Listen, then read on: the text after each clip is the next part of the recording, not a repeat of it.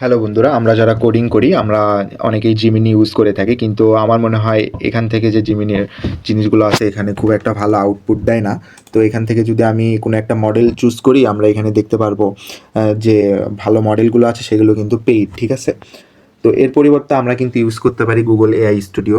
এই Google AI স্টুডিওতে আমরা এখানে পেয়ে যাব জিমিনি 3 প্রো প্রিভিউ। হ্যাঁ, তো এটা যদি আমি সিলেক্ট করি, এখান থেকে আমরা যে কোনো টাস্ক এআইকে দিয়ে আমরা সুন্দর আউটপুট পেতে পারি।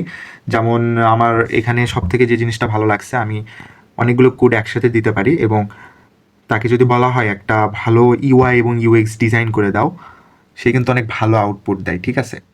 এই গুগল এআই স্টুডিওতে আপনার ন্যানো বানানা থেকে শুরু করে গুগলের আরও যে মডেলগুলো আছে সবগুলোই কিন্তু আছে। এই যে আমি যদি এখানে স্ক্রল করি, যতগুলো মডেল সবগুলোই আছে। আপনারা যে কোনো মডেল এখান থেকে সিলেক্ট করে জাস্ট ইউজ করতে পারবেন। তো আমার মনে হয় এই গুগলের জিমিনি ইউজ করার থেকে গুগল এআই স্টুডিও ইউজ করাটা বেটার।